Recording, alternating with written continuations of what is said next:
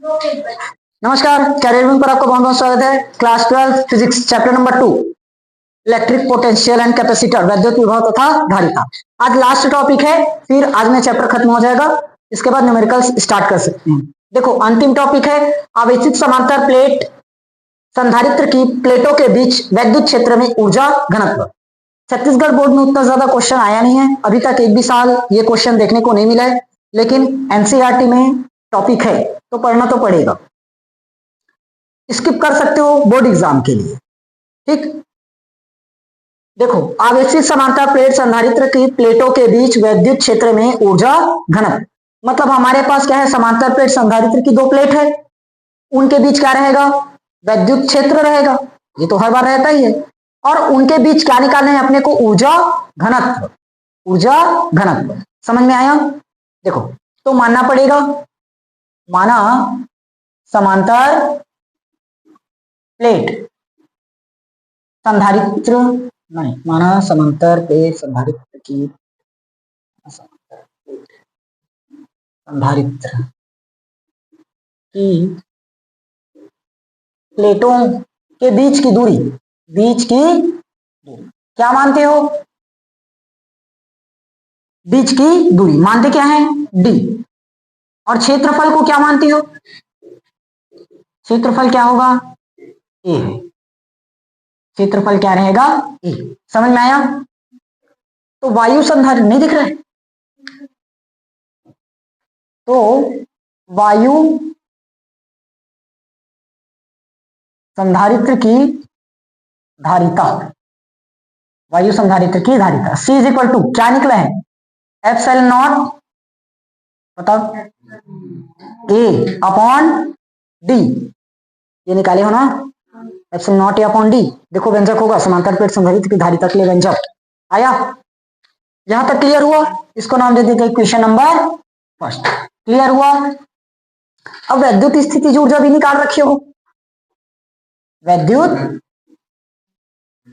स्थितिज ऊर्जा, ऊर्जा घनत्व निकाल रहे हो तो साफ है वैद्युत स्थितिज ऊर्जा की जरूरत पड़ेगी। वैद्युत स्थितिज ऊर्जा बताओ क्या निकला है, वैद्युत स्थितिज ऊर्जा U बराबर हाफ CV स्क्वायर, ये निकाले थे और मैं बताया भी था क्वेश्चन पेपर में आएगा, सीधे कीजिए हाफ CV स्क्वायर। ठीक, यहां तक समझ में आया कि नहीं आया? अच्छा, V बताओ, तो V क्या है, दोनों प्लेटों के मध्य विभवांतर, दोनों प्लेटों के मध्य विभवांतर। समझ में आएगा? अब देखो, यहां से हम किसका मान पुट कर सकते हैं, 1/2। C का मान रखो क्या होगा, epsilon not A divided by D, और इनटू में V स्क्वायर होगा। अब वैद्युत क्षेत्र जानते हो, विभवांतर, विभवांतर क्या निकलता है, तीव्रता गुणित दूरी, यानी कि E इंटू दूरी क्या माने हो, देखो ना, D, तो इंटू में क्या हो जाएगा, D, और इधर क्या आ जाएगा, V। समझ में आया? ये किसका मान आया, विभवांतर V, E इंटू D, और यहां विभवांतर क्या है, V स्क्वायर। तो U इज इक्वल टू, ये हो गया half epsilon not A divided by, और यहां V स्क्वायर मतलब E स्क्वायर गुणित V स्क्वायर लग जाएगा ना। समझ में आया? अब उसके बाद क्या करते हैं, रुको मैं भूल गया, रुको एक चीज यहां से मैं छोड़ दिया, ऐसे करो, गुणा और भाग में ऊपर, गुणा और भाग बताओ, ऊपर और नीचे किसी चीज का गुणा कर दो, A का, ऊपर और नीचे A का गुणा कर दो, ऊपर नहीं लिखो, ऊपर और नीचे लिखने से अच्छा अंश और हर कर देते हैं। देखो, ये हो गया हमारा U 1/2, ऊपर में क्या है, एप्सिलॉन नॉट A, और नीचे में D, इंटू E स्क्वायर गुणित, आया, E स्क्वायर गुणित D स्क्वायर। तुम लोग का कॉपी का हवा लेने का काम करता है। अब मैं ऊपर में अगर A का गुणा कर दूं तो क्या बन जाएगा, A स्क्वायर। अब एक ही जगह थोड़ी ना गुणा करना रहता है, नीचे में भी करेंगे ना, तो यहाँ ए इंटू डी। समझ में आया कि नहीं आया? क्लियर हुआ? ये आ गया हमारा क्या चीज? विद्युत ऊर्जा घनत्व।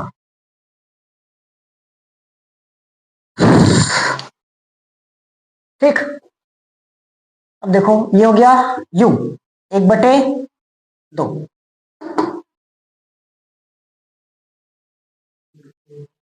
अरे ए से अगर काटना रहता तो ए का गुणा और भाग करते ही क्या?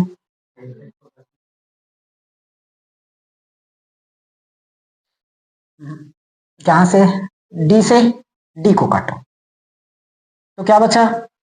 एप्सिलॉन नॉट ए का स्क्वायर। रुको रुको रुको, ए स्क्वायर हुआ और नीचे में क्या है? ए। ये हो जाएगा ई स्क्वायर गुणित डी भी बचा यहाँ स्क्वायर। यार कितना है यार, मैं कैसे कंफ्यूज हो रहा हूँ, एक मिनट। और क्या है सोचना? एकांक आयतन में लास्ट निकालो स्थितिज ऊर्जा।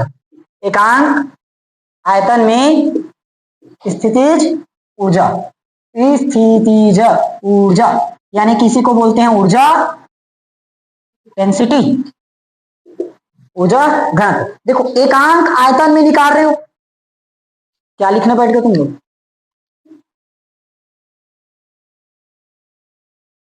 स्थितिज ऊर्जा 1/2 epsilon not a square divided by A, E square गुणित डी। अब एकांक आयतन में बोल रहे हैं इसलिए क्या हो जाएगा? ए इंटू डी आएगा। अब ए नीचे में आकर क्या बन जाएगा? ए का स्क्वायर, और ए स्क्वायर से पूरा फिनिश और डी से डी भी खत्म। तो यू बराबर 1/2 एप्सिलॉन नॉट ई का। समझ में आया कि नहीं आया? क्लियर हुआ? अगर दोनों प्लेटों के बीच परवैद्युतांक माध्यम के रख दो तो क्या आ जाएगा? 1/2 एप्सिलॉन नॉट के ई का स्क्वायर। मैच इसके जुड़ जाएगा के परवैद्युतांक। हाँ अरे क्या बताऊं, अरे 2 गुणी 3 गुणी 4 लिखोगे या 3 गुणी 4 गुणी 2 करोगे वही बराबर है ना? तो एप्सिलॉन नॉट के ई लिखो चाहे ई के एप्सिलॉन नॉट लिखो, एक बराबर है ना? इसको तुम लोग पूछते हो। खत्म चैप्टर नंबर 2, न्यूमेरिकल से स्टार्ट हो जाएगा।